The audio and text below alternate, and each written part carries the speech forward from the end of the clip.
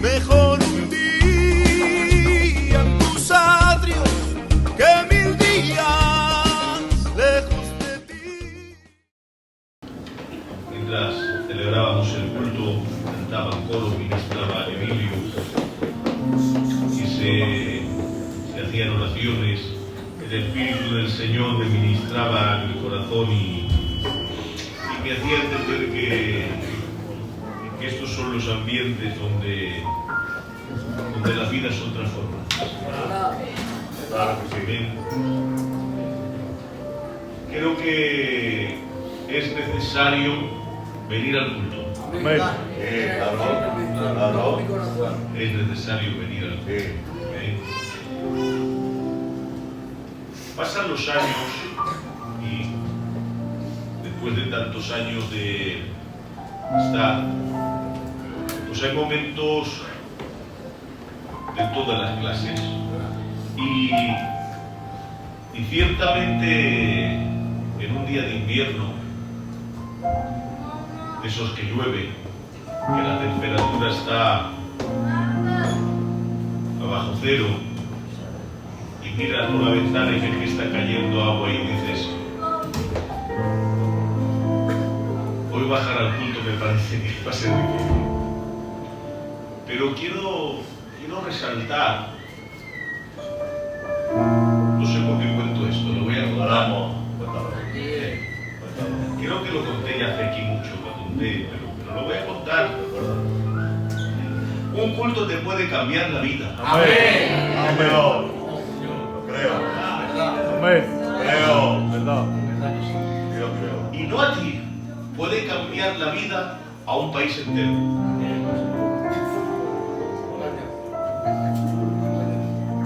Enero, mes de enero,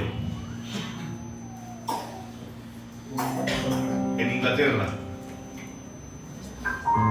el frío que esas tierras pues suele hacer, imaginaros,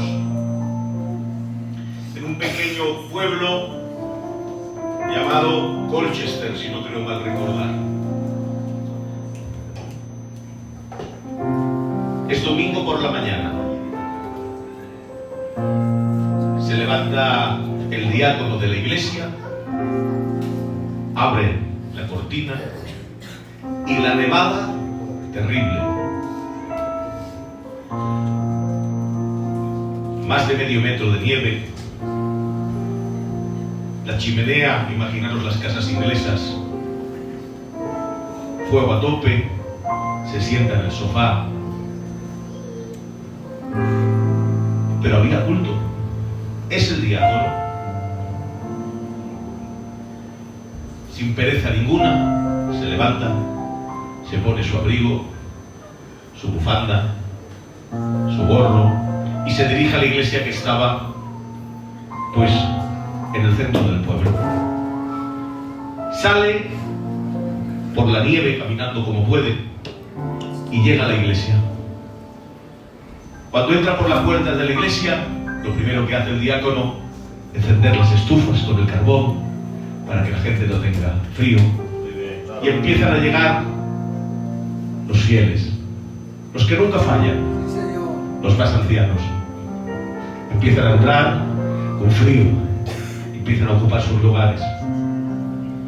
Cuenta la historia, es histórico esto, que eran muy poquitas personas aquel día.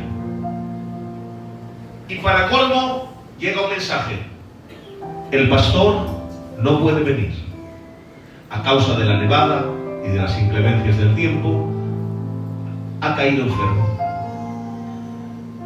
El diácono, que nunca en su vida había subido a un púlpito, dice, pues vamos a orar. Y empiezan a orar. Pero ese día un joven con 15 años se dirigía a otro pueblo, pero para llegar al otro pueblo tenía que cruzar por Colchester. Y empieza a caminar, pero era tal el frío que, viendo las puertas de la iglesia y cómo salía humo de la chimenea, decidió entrar. Entró y se sentó al final de todo. Al final. aquel diácono, viendo la situación, fue empujado por el Espíritu a tomar el púlpito. Y cuenta la historia que era un hombre nada versado en la Escritura, más bien torpe. Pero aquel hombre abrió la Biblia y dijo: ¿qué puedo decir? Algo tengo que decir. Y tomó el capítulo 45, verso 22 del libro de Isaías y dijo: mirad a mí y sed salvos desde todos los términos de la tierra. Y se dirigió a aquel joven que estaba al final y le dijo: joven, pareces miserable y serás miserable en tu vida y también en tu muerte si no aceptas a Jesús en tu corazón. Aquellas palabras impactaron en el corazón de aquel joven.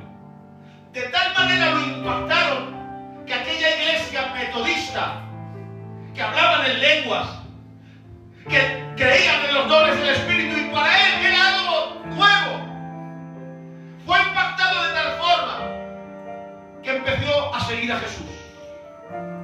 Con 16 años ya estaba pastoreando una iglesia. Era tal el efecto de sus mensajes que con 18 años lo llamaron a la iglesia más importante de Londres, porque su ministerio se había desarrollado con tal magnitud de aquel joven que la iglesia más importante de Londres lo llamaron a que viniera a predicar, lo querían escuchar. Y después de tenerlo una semana predicando día tras día, le dijeron: tú te quedas aquí con nosotros de pastor.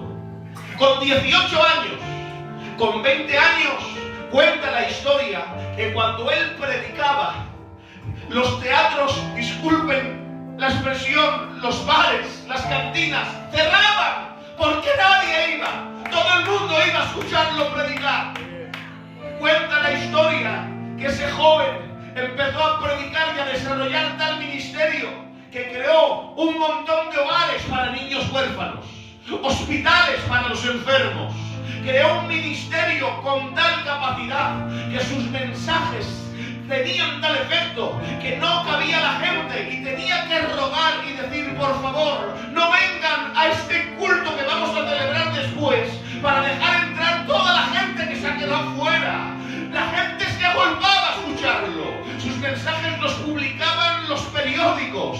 Estoy hablando de Carlos Spurgeon, un hombre que conquistó un país entero, un hombre que fundó una escuela de predicadores, que escribió un montón de libros que todavía hoy nosotros leemos y usamos a la hora de predicar. Un hombre que cambió un país. Sí, ¿y saben por qué? Porque un día, un diácono creyó que era necesario bajar al culto.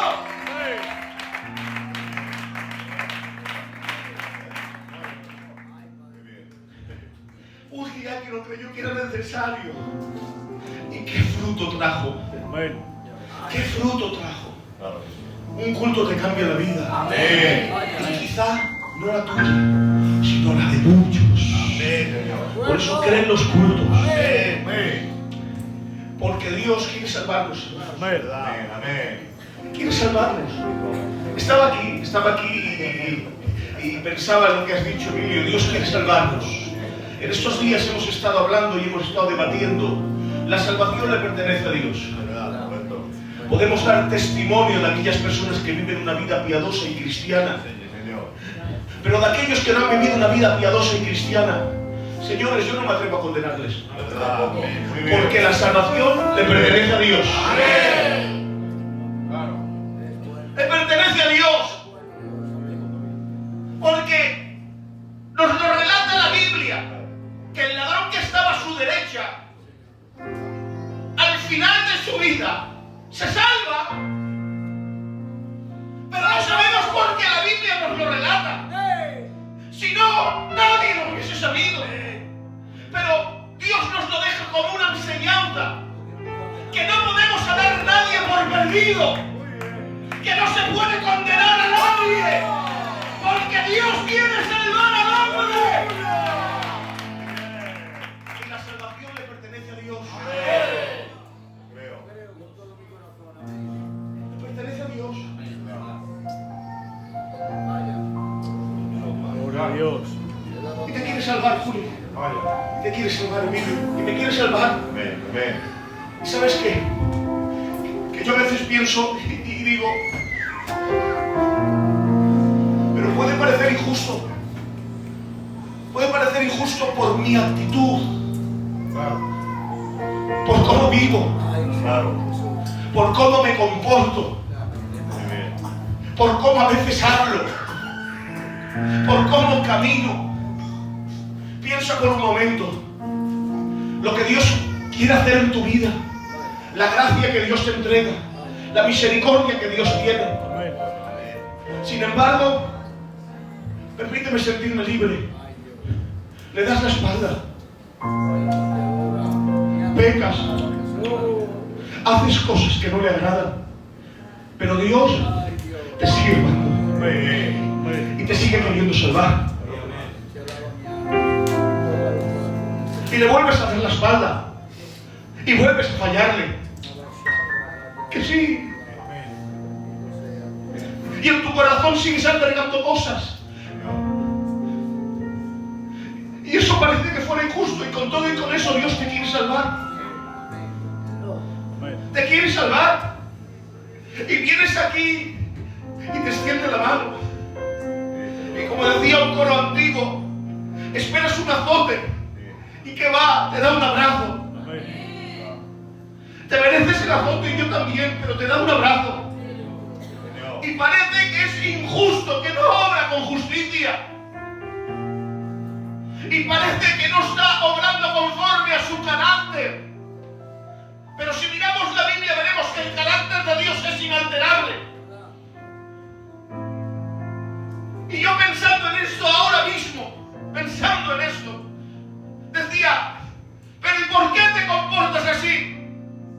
Y me recordaba el Señor el capítulo 53 de Isaías, donde dice que Él llevó nuestras enfermedades, que Él sufrió nuestros dolores, que Él fue herido por Dios por nuestras rebeliones, que el castigo que tenía que venir sobre nosotros, Él fue el que lo llevó. Y entiendo ahora que el carácter de Dios nos altera. ¿Por qué? Porque el castigo que tú te mereces, la reprensión que te tendrías que llevar, sí, la carga que tendría que pesar sobre ti, hubo uno que la llevó, hubo uno que la cargó.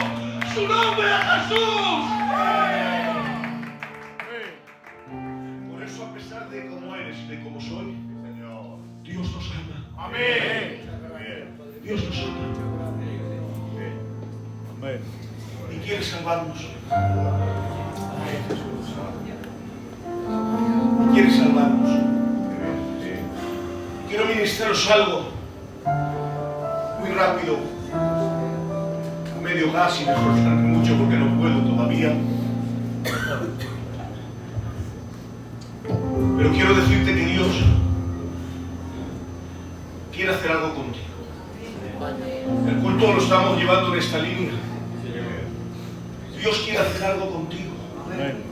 Qué bien, Señor Jesús.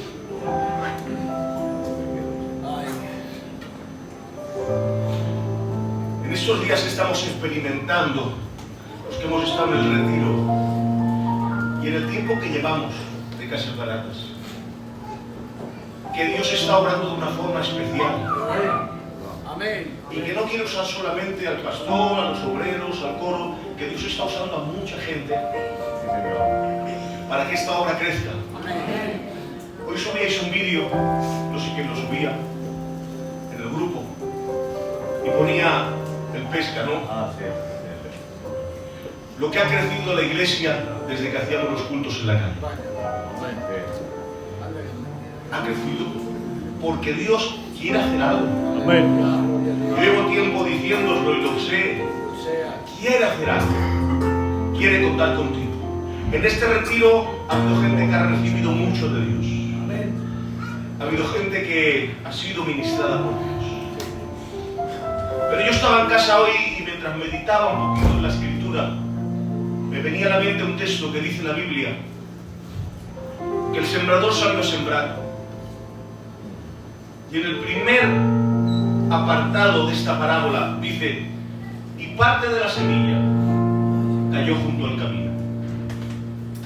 Y vinieron las aves del cielo y se la comieron. Nuestro Señor Jesús luego nos da la interpretación y nos dice que el que se lleva la semilla es el diablo, que Jehová Dios lo reprenda. Amén. Se la lleva y no deja que fructifique en tu corazón. Hoy tengo una palabra de Dios para ti. Amén. Guarda lo que has recibido. Amén. Cuida lo que Dios te ha entregado. No permitas que nadie te robe lo que Dios ha puesto en tu mano. Amén. Vendrán, Sí. tratarán de llevarse. Verdad. Dice la Biblia, capítulo 6 del libro de los Jueces. Dice, y los madianitas subían contra Israel. Y dice la Biblia, y se llevaban todo el alimento de la tierra. Cuando sembraban los de Israel, subían los madianitas y se lo llevaban todo. Aparte del grano, se llevaban los bueyes, las ovejas, dejando a Israel sin alimento. Y dice la Biblia, y de esta forma empobrecía a Israel. Señor. No permitas que el enemigo te robe lo que Dios te ha entregado. Amén. Hay guerras que no se ganan peleando. Hay guerras que se ganan guardándote. Claro. Guardándote. Yo miraba y me daba cuenta, pensaba en la historia. Sabéis que me gusta mucho la historia. Y me acordaba que ha habido guerras que no se han perdido por las batallas, sino por el hambre. Hay un general, toca un poquito más rápido, Manolo. Hay un general que conquistó Europa. Sus hazañas le llevaron a ser emperador. Conquistó el mundo conocido prácticamente. Su nombre, Napoleón. Pero yo me acordaba que leí hace años que cuando intentó hacer una campaña en contra de Rusia, ni siquiera llegó a la tierra de Rusia. Se llevó a 600.000 hombres. Y antes de llegar, el hambre acabó con su ejército. ¿Por qué? Porque usaron una técnica, los rusos. ¿Sabéis qué hacían? La tierra quemada. Significa que cuando llegaban los franceses, se encontraban que no había nada. Quemaban los campos, se llevaban el ganado, arrasaban con todo. Y a medida que iban avanzando, el ejército estaba fuerte. Iban avanzando, pero no encontraban comida. Un día, otro día, otro día. La tierra la iban quemando los rusos y así, durante meses, hasta que llegó un momento que el hambre llegó a ser tal que acabó con todo ese ejército. Se tuvo que rendir, perdió la batalla y perdió el imperio. Y Dios me hablaba y me decía que eso es una táctica que el enemigo me quiere hacer con cada uno de nosotros. Nos enfrenta cara a cara, no te das cuenta, pero te va robando el alimento, te va quitando la semilla, te va arrebatando lo que Dios te ha dado y te va empobreciendo y te va haciendo de perder. Pero hoy tengo una palabra de Dios para ti. Como hiciera Gedeón, empieza a sacudir el trigo en el lagar. Que nadie te robe lo que Dios te ha dado. Que suba el enemigo, que venga, pero que tú estés guardando lo de Dios.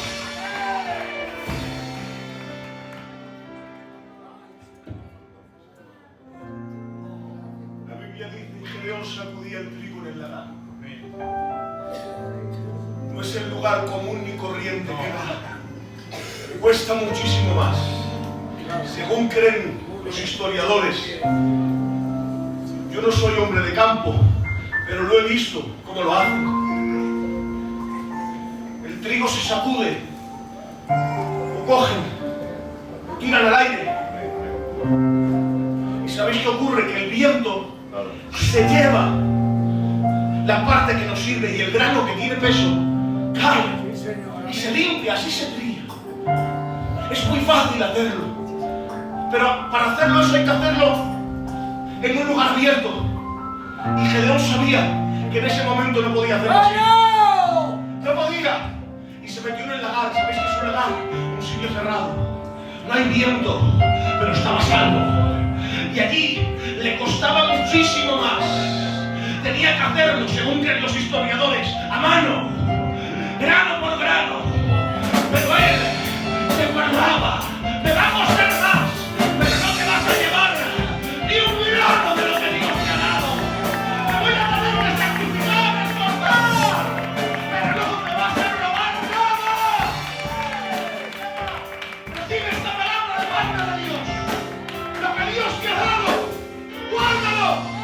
Aunque te cueste, aunque tengas que sacrificar, aunque tengas que esforzarte, hazlo.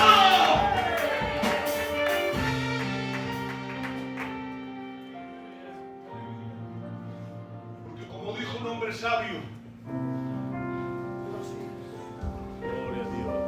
puedes ver cuántos granos hay en una espiga,